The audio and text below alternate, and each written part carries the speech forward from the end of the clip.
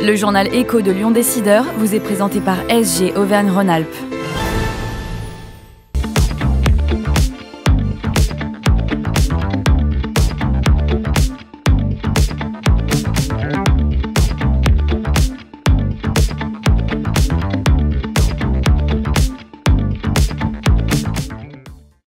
Bonjour et merci d'être fidèle au journal Écho de Lyon Décideur. Le programme des jeunes ambassadeurs autour des étudiants internationaux en Auvergne-Rhône-Alpes fête ses 25 ans.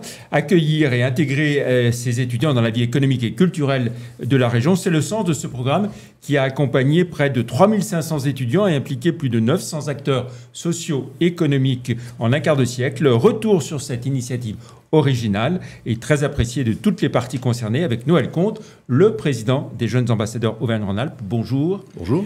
Merci d'avoir accepté notre invitation. Alors, ces jeunes ambassadeurs, à l'origine, je me suis laissé dire que ça pouvait être une idée de Michel Noir, maire de Lyon, au début des années 90, qui avait dit, mais finalement, il faudrait peut-être capitaliser autour de tous ces étudiants internationaux qui apprécient la région, qui les accueillent, et puis en faire ensuite des ambassadeurs de notre région quand ils retournent dans leur pays.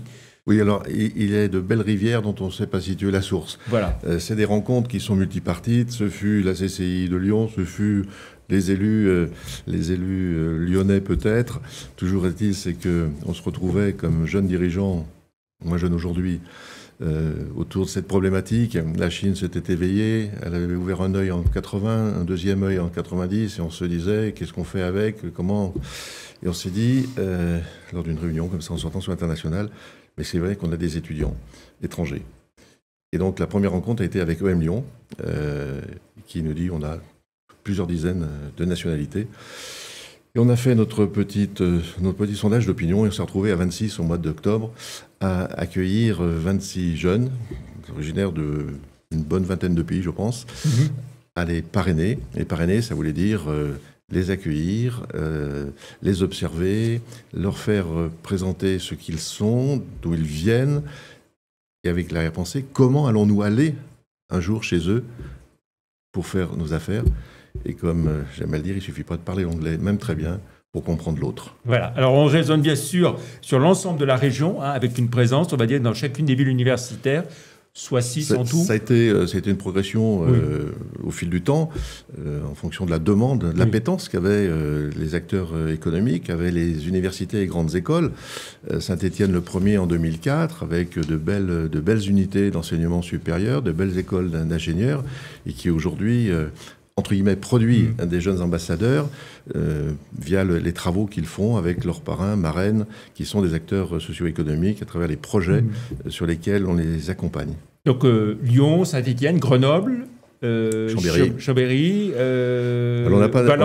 Valence, Clermont-Ferrand. Alors Clermont-Ferrand est un territoire qui est un peu plus difficile parce qu'un peu éloigné de Lyon. Les Auvergnats sont peut-être pas encore tout à fait rhône-alpins, mais c'est vrai chez les jeunes dirigeants, puisque j'ai été au CJD, et puis chez les conseillers de commerce extérieur.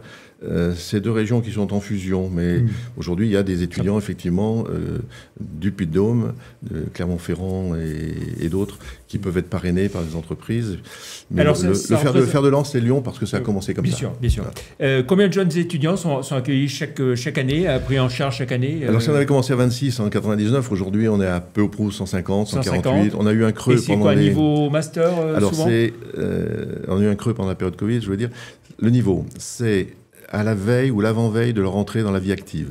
Le master 1, master 2, parfois master 1, pourquoi ? Parce que le 2, ils peuvent le faire dans un autre pays.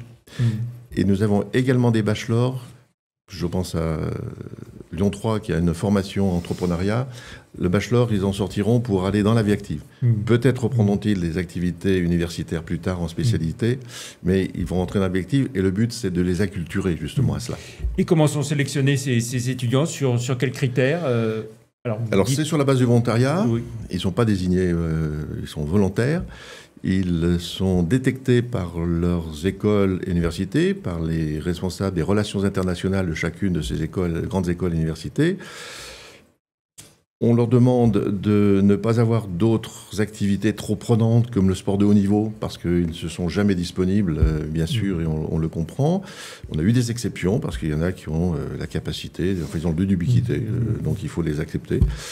Au contraire, ils sont même un exemple, mais ça reste un exemple. Mais il faut qu'ils aient la capacité, à côté de leur cours, d'aller visiter des entreprises, d'aller participer à des actions culturelles qu'on leur propose, et puis d'être disponible lorsque leur parrain leur propose de l'accompagner, d'accompagner son jeune ambassadeur en puissance dans un congrès, une conférence. Alors justement, oui, quels sont tous les acteurs mobilisés? Il y a à la fois des parrains, il y a des entreprises, il y a des familles. Expliquez-nous un peu comment ça fonctionne. On ne les héberge pas, ils ont leur vie d'étudiants, certains sont en alternat, donc ils sont en partie à l'école et en partie en entreprise.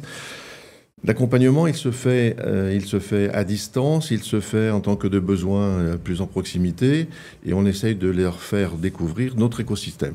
Nos écosystèmes ne sont pas les mêmes selon nos activités professionnelles, et lorsque l'un, et c'est ça la richesse du programme, c'est que lorsque l'un, et ça a été mon cas, étant dans l'activité du transport et de la logistique, j'ai un jeune ambassadeur dont le devenir est la finance. Je suis ravi parce que j'ai des choses à apprendre de lui par rapport à son pays, etc. Mais j'ai pris souvent des stagiaires venant du programme, parrainés par quelqu'un d'autre qui n'avait pas l'outil d'enseignement et d'information à leur donner. Alors, quelles sont les activités proposées tout au long de l'année? Vous avez dit qu'il y a des visites d'entreprise, il y a une centaine d'événements. Il y a des soirées culturelles. Il y a des centaines d'événements qui sont soit des événements locaux à Lyon, à Grenoble, etc. Et puis des événements inter-antennes, justement pour les mixer. Parce qu'ils peuvent être du même pays, de la même ville, possiblement même de la même université, et ne pas se connaître. Et on a vu les cas. Et se retrouvent ici, en étant deux à Chambéry, venant d'horizons tellement proches qu'on ne pouvait pas imaginer qu'ils ne se connaissent pas, et pourtant. Voilà. Des activités collectives, aussi des découvertes. La neige, chez nous, j'espère qu'elle ne disparaîtra pas, parce qu'elle est très appréciée. Mais nous avons des Africains, nous avons des Asiatiques qui n'ont jamais vu la neige. Et la journée de... Alors, ce n'est pas du ski de haut niveau, mais la journée de neige qu'on leur propose, c'est un émerveillement pour eux. Et l'intérêt, c'est que derrière cela, ils vont réseauter. Et que chez eux, dans leur pays respectif, des gens auront eu l'occasion d'aller faire du ski peut-être, mais pas forcément chez nous, pas forcément dans les Alpes françaises, peut-être en Autriche, peut-être au Japon. Et alors tout ça, donc si on fait un bilan, c'est quoi? Près de 3500 étudiants qui ont été accompagnés, je le disais, 900 acteurs sociaux. On est à peu près 900 personnes qui, de près, de loin, sommes impliquées. Et des étudiants venus de 128 pays 128 pays cumulés. Alors, qui varie chaque année en fonction des partenariats que chacune des écoles et universités ont avec certains pays. Voilà. Et les écoles et les universités, c'est quoi, 37 au total? On est 37 universités, grandes écoles, d'ingénieurs et commerces sur la région. Et puis alors, pendant la période Covid, on peut dire que le programme des jeunes ambassadeurs a quand même eu un rôle important à jouer.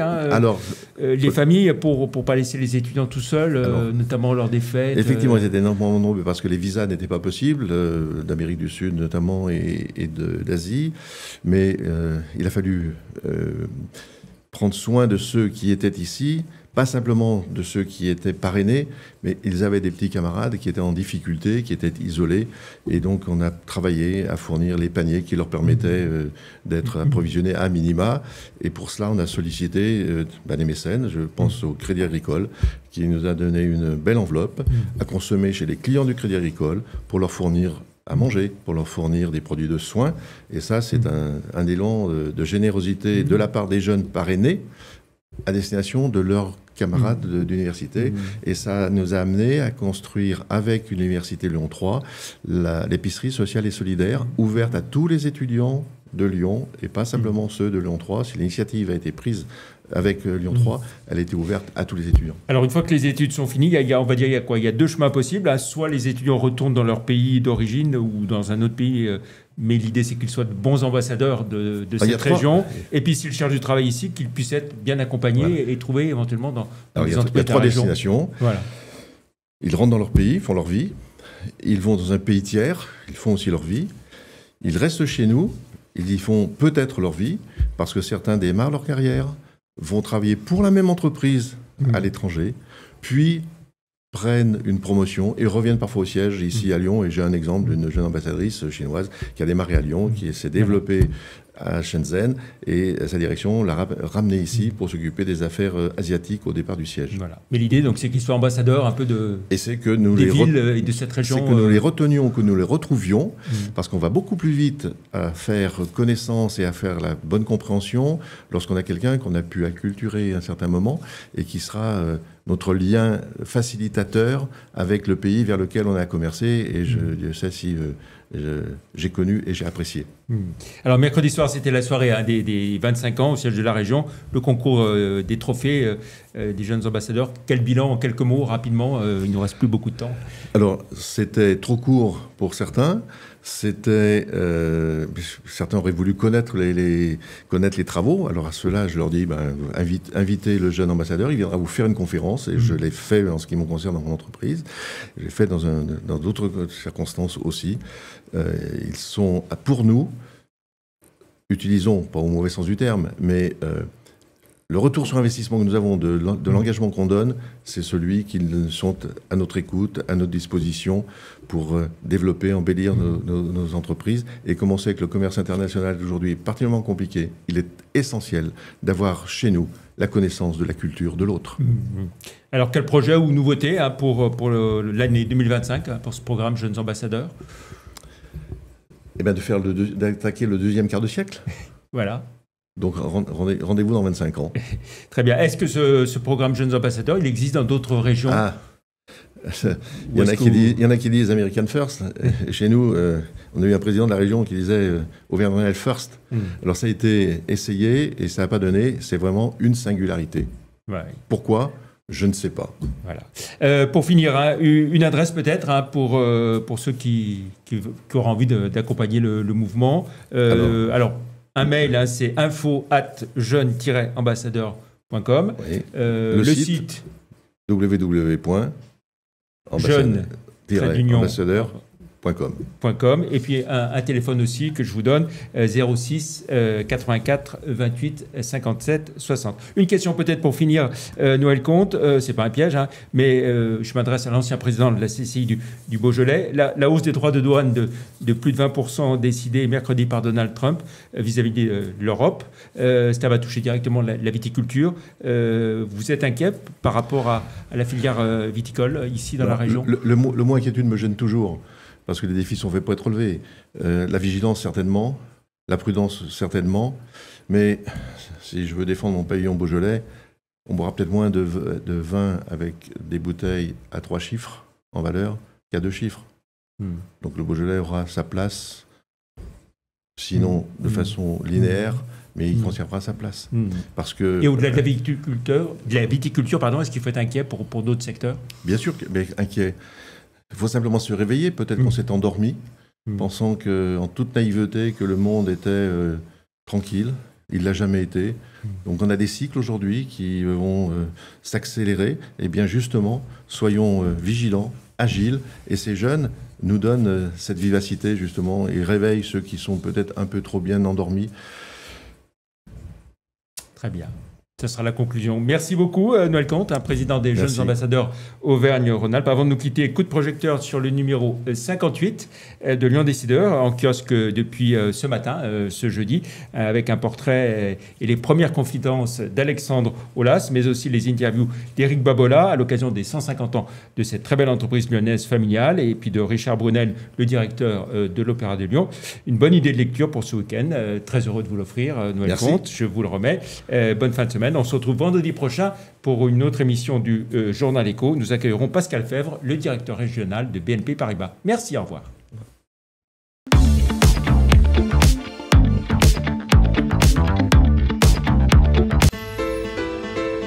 Le Journal Écho de Lyon Décideur vous est présenté par SG Auvergne-Rhône-Alpes.